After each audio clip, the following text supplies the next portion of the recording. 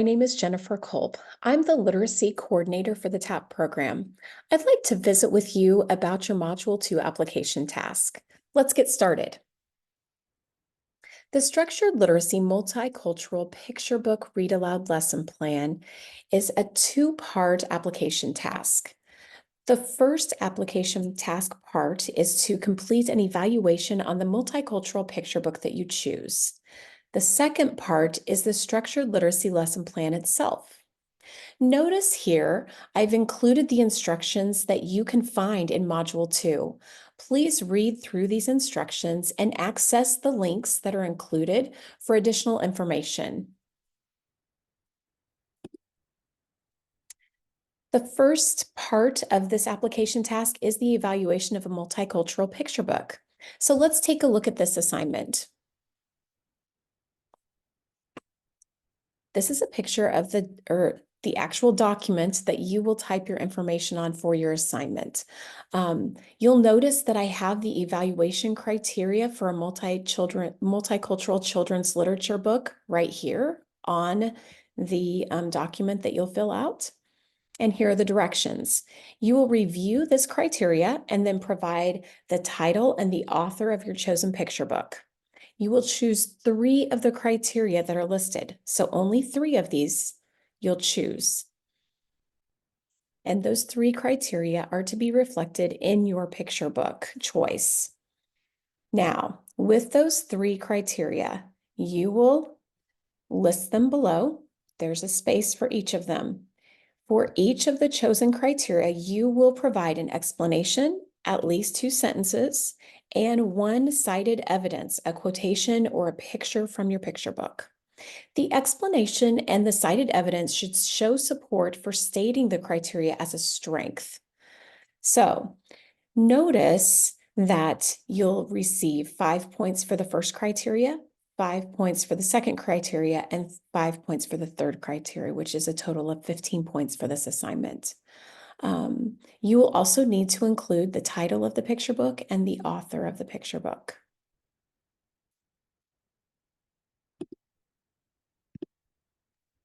The Structured Literacy Lesson Plan is a PASS assessment. A PASS assessment is a required assessment for the TAP program. Being a PASS assessment means that you must receive an effective or highly effective rating on every indicator for the PASS rubric.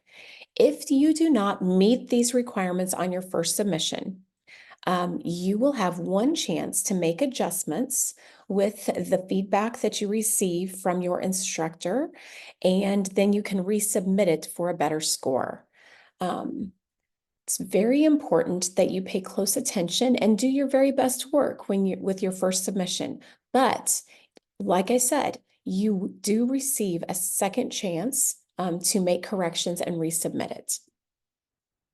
This right here is the PASS rubric that your structured literacy lesson plan will be scored on. I'm going to go through this fairly quickly, and then I'm going to show you each trait individually. So the PASS assessment rubric is separated into traits. So trait 1 is that you can understand and use structures of English language to plan, implement, and assess language arts lesson plans. Let's look here. The look-fors means that you can include evidence of the 5 pillars of literacy. Those 5 pillars will be included. You will include multiple key components, opportunities to read, speak, listen, and write in your lesson plan, and that there is differentiated instruction to meet individual needs for all of your learners. Trait 2, Science of Reading Component 1. The look-fors on this are that you include high-quality, challenging literature that is carefully selected.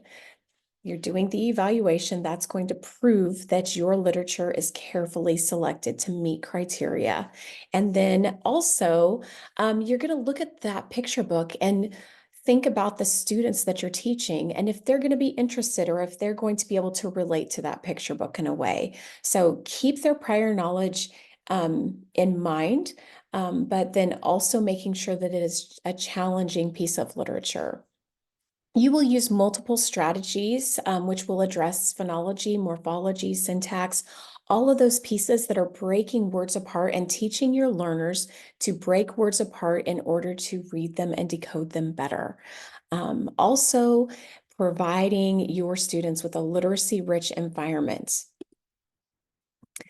Trait 3, Science of Reading Component 2, is that you are addressing reading difficulties within your lesson plan through differentiation. You're giving opportunities for all learners, students that have difficulties, also students that maybe it's very easy for them. So make sure that you're thinking about all of your learners and providing opportunities for each of them to challenge them. Including information of the universal design of learning and the 3 principles of the universal design of learning is very important. So make sure that you pay attention to this section, and there's a link that will go more in depth about the universal design of learning and those 3 principles with examples for you. Trait 4, Science of Reading Component 3.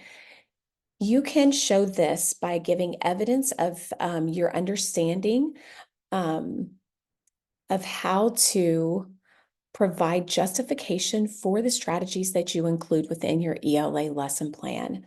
So on your lesson plan, there will be a place where you will state 3 different strategies that are included within your lesson plan, and you will have to cite evidence that backs up using those strategies within your lesson plan. This is extremely important that the activities that you're choosing are backed up and evidence-based. Trait 5, Science of Reading Component 4. Evidence of this understanding will be found in the logistics of the ELA lesson plan through the careful planning of the word study and decoding activities, as well as the spelling and the written expression activities. We'll take a look at the lesson plan guide so you have a better understanding of that. And trait 6, Science of Reading Component 5. Evidence of this will be reflected in a well-written ELA lesson plan. So take your time, go back into that lesson plan and look for spelling errors and check to make sure that it's well written and that when it's read, read through it a second time. When it's read, it's clear what you mean. So taking your time and providing a well-written ELA lesson plan is very important as it will reflect trait 6. So here's that lesson plan guide that I wanted to show you. All of those traits will make a little bit more sense as you look at this lesson plan template. All right. So you're going to notice this looks a little different than the regular WSU lesson plan, and that's okay. The reason for it to looking differently is so that you can know exactly where you are addressing those different traits in the past rubric, and also so that you can give enough detail to support evidence that you understand those traits. So let's take a look at it. As you scroll down here, you'll notice the lesson plan logistics look very different. You'll also notice that underneath lesson plan logistics, there's trait 2, Science of Reading Component 1. That should sound familiar to you. The reason trait 2, Science of Reading Component 1 is right here is because in this section, you are showing evidence that you understand and can support trait 2 in the past rubric. Trait 5, Science of Reading Component 4 is here as well, and trait 6, Science of Reading Component 5. So all of those traits, those 3 traits, are going to be reflected within this first section of your lesson plan. So let's look at it. There are 3 sections within the first part. Word study and decoding is one section.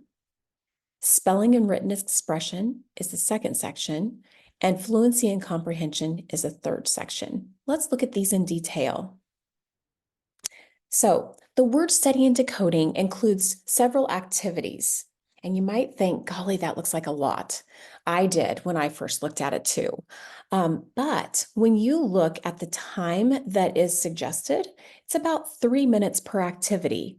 So you'll have a phonological awareness activity, a phonics activity, a syllable work activity, and a decoding and irregular learned word activity. Each of these activities should average about 3 minutes. When you think about that, that's about 12 minutes of your lesson. It is a word study and decoding section that is very intentional, and it's quick paced to keep your learners engaged. So don't let this overwhelm you, and I'm going to help you with what each of these activities should look like. So the very first activity is phonological awareness. Phonological awareness is a listening and speaking activity where you are going to be discussing with the students. You'll be choosing words to use, and you will break those words up. So let's say you choose consonant, vowel, consonant words. I might say, choosing my words carefully and making sure that they're connected in some way to my decoding, my decodable book that I've included, a poem that I've included, or the text that we're going to read together.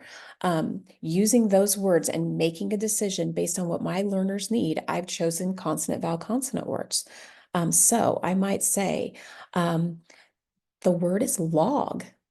Everybody say log. L-A-G, log.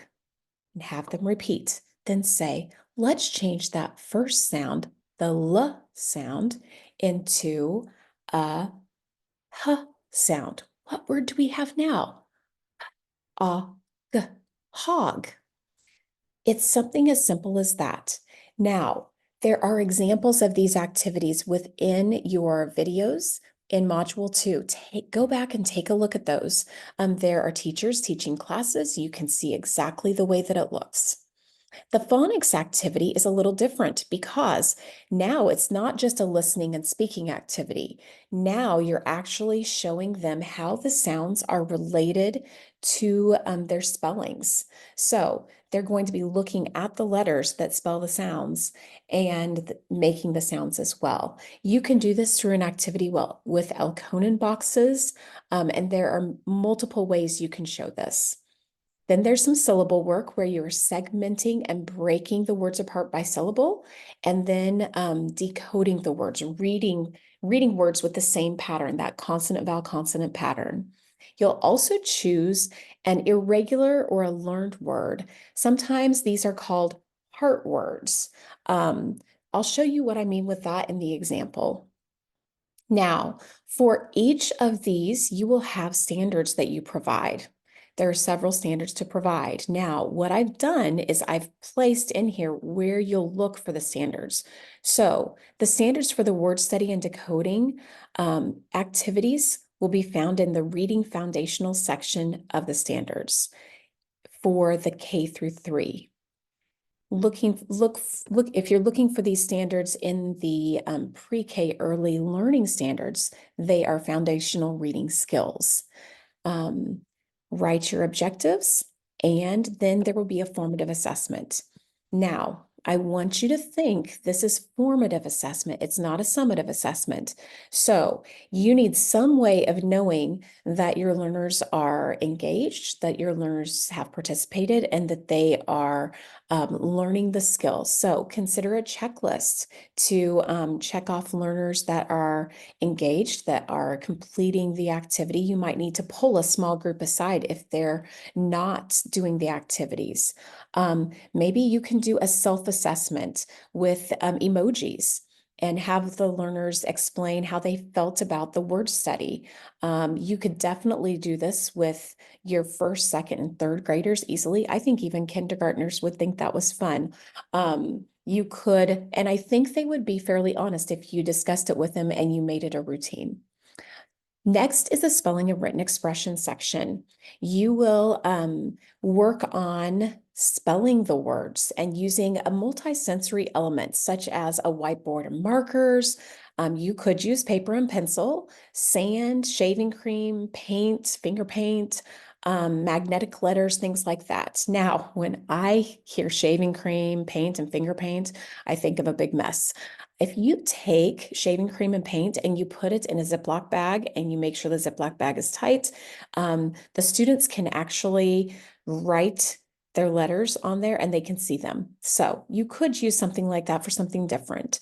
There's also a dictation section where students will listen and then they'll spell the sounds spell the sounds to make the words. Preschool teachers, those of you that are teaching preschool, you might think my learners are not writing words yet, and that's okay.